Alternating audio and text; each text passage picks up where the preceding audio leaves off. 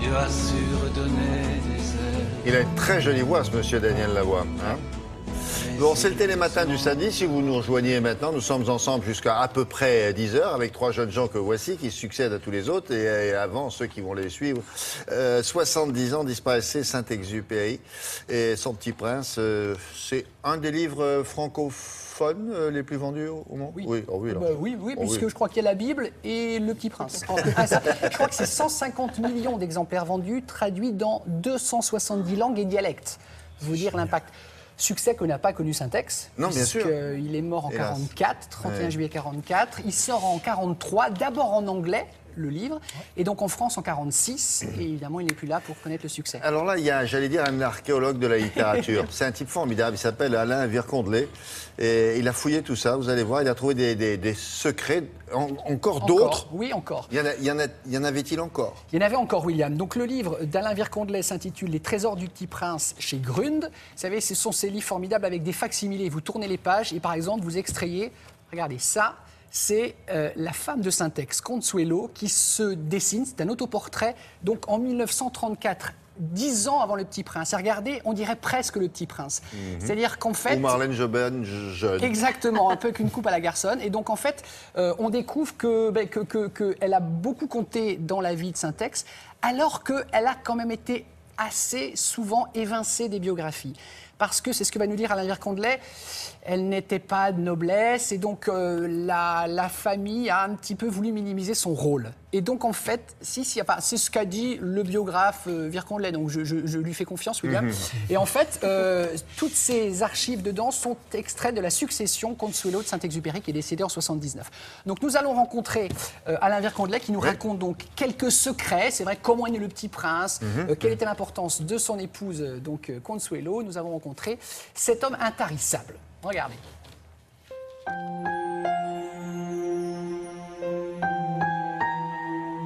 Bonjour Alain Vircondelet. Bonjour. On apprend plein d'anecdotes dans votre livre, notamment que Le Petit Prince a été commandé à Saint-Ex par des éditeurs, à un moment où quoi, il s'ennuie prodigieusement dans sa vie, c'est ça ? C'est plus que de l'ennui encore, c'est du désespoir, c'est de la douleur. Saint-Exupéry n'envisage qu'une seule chose à cette époque-là, nous sommes au printemps 42, et c'est partir en France pour combattre. Il est où Saint-Ex à cette époque? Il est à New York et malheureusement il n'arrive pas à être engagé parce qu'il commence à être trop vieux pour cela. Et donc il se désespère, il est dans la solitude extrême. Et donc ces éditeurs américains lui ont proposé d'écrire un petit conte pour les enfants. De surcroît, l'éditeur l'avait vu griffonner un petit bonhomme comme ça. Et les éditeurs ont dit « Mais pourquoi est-ce que vous n'écririez pas l'histoire d'un petit garçon, d'un petit bonhomme ?»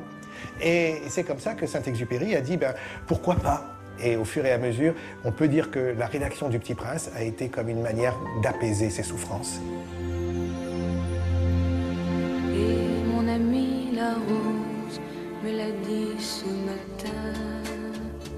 On m'avait toujours dit que le personnage de la Rose était soit inspiré par la mère de Saint-Ex ou bien par l'une de ses nombreuses maîtresses. Vous nous démontrez dans votre livre que la Rose, c'est Consuelo, la femme de l'écrivain. C'est le poids des légendes, n'est-ce pas? Parce que pendant très longtemps, on s'est employé, surtout après sa mort, à faire oublier Consuelo, qui pourtant était l'épouse légitime. Et je serai poussière pour toujours demain. Consuelo était une artiste peintre, c'était l'égérie de Picasso, de Derain, de Van Dongen. Et en réalité, c'est bien la Rose qui est Consuelo. Par exemple, Consuelo est asthmatique, hein? Elle a beaucoup de problèmes respiratoires, elle en mourra d'ailleurs. Et la Rose, elle tousse énormément. Consuelo était de légende, dit-on, assez bavarde et coquette. Et la Rose est coquette et bavarde aussi. Donc il y a des tas de petits points comme ça qui sont comme des petites étoiles, comme d'ailleurs souvent Consuelo se dessinait elle-même sur fond d'étoiles. Et dans Le Petit Prince, il y a ces petites étoiles qui apparaissent dans les dessins. Ou bien si peu de choses. Comment vous expliquez qu'on ait autant occulté le rôle de Consuelo dans la vie de Saint-Exupéry? On l'a occulté parce que finalement, elle ne plaisait pas à la belle famille. Elle était tout sauf ce que voulait la belle famille pour une bru. On aurait voulu une femme plus aristocratique, une femme plus maîtrisée, une femme plus polissée. Et en même temps, évidemment, elle avait le péché originel peut-être de n'être pas aristocrate. On vous souhaite tout le bonheur du monde et que quelqu'un vous tende la main. En quoi Le Petit Prince est universel?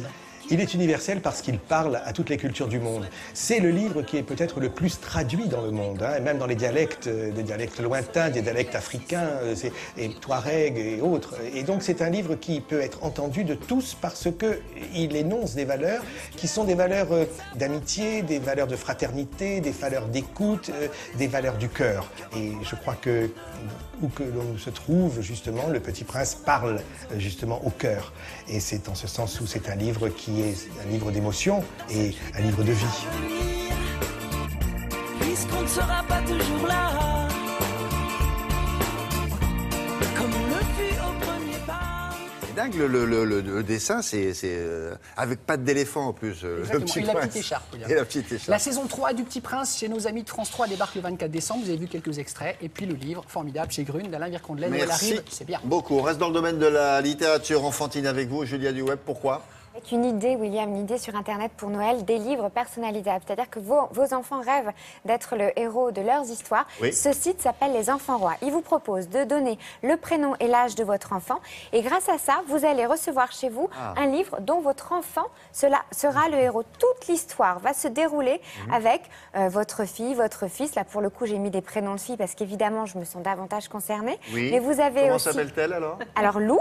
Lou, oui. Pour les plus de 5 ans, et sinon vous Lou, avez c'est aussi... l'aîné. Lou, c'est l'aîné, exactement. Oui. Et Et vous Lou avez aussi, pour les plus petits, c'est des très très beaux dessins. C'est vraiment de la belle qualité. Et je voulais vous dire aussi que ça existait pour les chansons. Du coup, vous vous retrouvez à commander un livre avec un disque avec le prénom de votre enfant. Il est enregistré dans la nuit, vous le recevez le lendemain. Alors là, c'est pour... elle a quel âge, Lou? Lou, elle a 4 ans et demi. Donc c'est pour elle, c'est bon ça? Ouais. Et l'autre? Mona, 2 ans et demi. Mona. D'accord. 2 ans. Ah non, c'est un peu tôt ça. Y a pas... Ouais, les chansons, elle adore. Elle adore aussi. Ouais. Très bien. Parfait. Merci beaucoup. Alors, le temps des fêtes, on continue. Moment magique pour les enfants, vous l'avez compris, mais pour ceux qui ont conservé